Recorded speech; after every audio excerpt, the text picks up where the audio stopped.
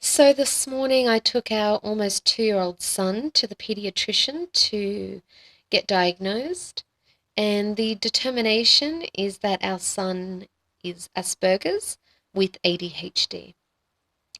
This was not entirely a shock to me, as I have had suspicions about his development since he was about 1 year old.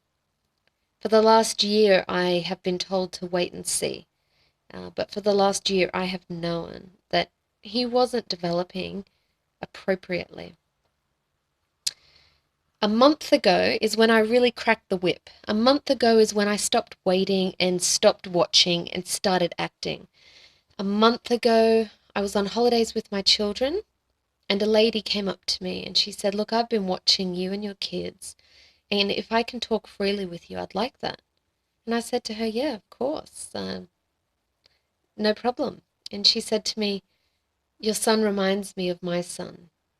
Your son reminds me of the children in my son's class. My son is autistic."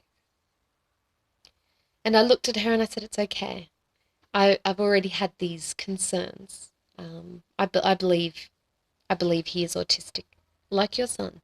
I believe that. But I've been told to wait and see longer and longer." And she and I talked for hours and hours and hours and hours. And I went home from that acquaintance and I called my husband and I said, "No more waiting. No more waiting.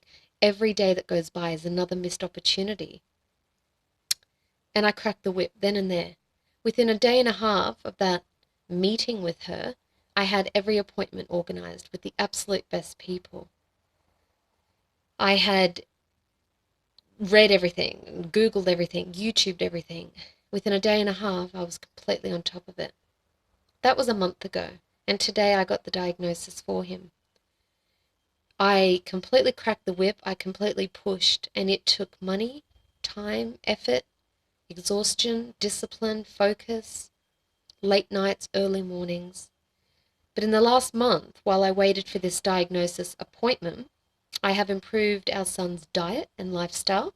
I have introduced structured play, quality time, time with the TV off. We have downloaded iPad apps. I have begun to learn sign language in case he remains nonverbal. I have introduced fish oil, multivitamins, vitamin C, not cannabis oil, sorry, hemp oil. And as of today, with the pediatrician's appointment, I now have a script for melatonin to improve his quality of sleep. Our son also has magnesium baths every night and magnesium oil rubbed onto his skin.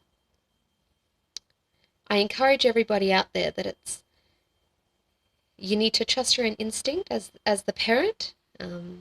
There is a wait and see approach to a point, but there is also a point where you need to act. And I've done and accomplished all of this in a month. And I hope that you find the results you're looking for. And I hope you have a support network around you, because it does take money. It does take energy. It does take time. And I would have fallen in a heap if it wasn't for the people around me, including my daughter, my husband, my parents, and my friends. I hope this has helped anybody today, because just like that mystery woman I met that day, she helped us. She may have improved my son's quality of life, because I wouldn't have probably taken action for a further 6 months if I hadn't have met her. So anyway, take care of each other.